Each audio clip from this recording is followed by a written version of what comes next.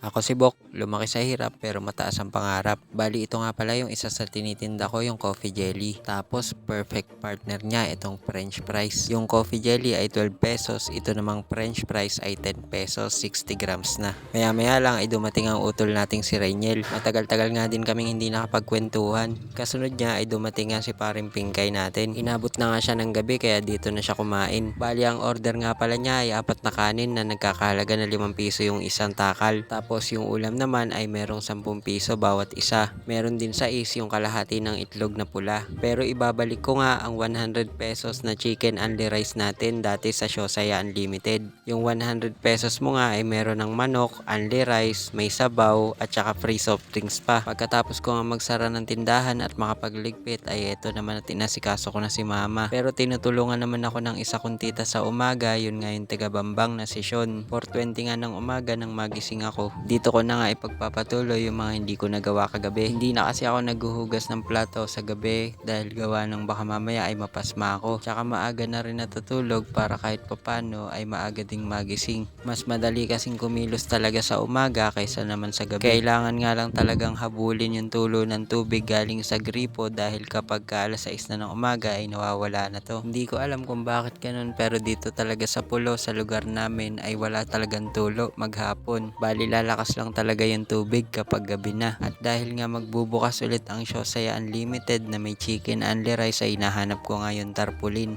Bali tatapalan ko na nga lang kung ano yung mga nakasulat doon. Wala pa din kasi ako pampagawa ng bago. At dahil nga maliwanag na dito ay binuksan ko na muna itong bintana para pumasok yung hangin. Umaga pa lang kasi talagang sobrang init na ng panahon. Hindi ko pa nga din alam kung kailan ako magsisimula ng chicken only rice. Gusto ko nga kasi sana ay agad-agad na makapagsimula kaya lang baka mamaya ay mapalpak na naman kagaya nung una. Kaya ngayon ay pinaghahandaan ko muna talaga mabuti. Tapos dito nga sa tarpaulin ng Shosaya ay siomay nga ang nakalagay. Dahil yun din naman talaga dati yung tininda ko. At dahil nga wala din kaming rep noon kaya lalong hindi nag-successful. Nag-chicken only rice nga din pala ako dati kaya lang ang nangyari ay nasira yung stock ko. Kaya ang ending 3 araw pa lang pagkabukas ng negosyo ay sarado na agad. Tapos nga pala ay gumagawa na rin ako nitong chocolate na ice candy. Dadagdag ko nga rin pala to sa mga paninda ko. Ngayon kasi ay meron akong buko panda na ice candy. Yung jelly plan nga na naiisip ko ay hanggang ngayon hindi ko pa rin nasisimulan. Open na nga din pala itong tindahan natin ngayon. Sobrang tumal din talaga at wala ganong bumibili. Pero hindi natin susukuan tong nasimulang negosyo natin na to. Lalo pa ngayon na hindi ako makapagtrabaho.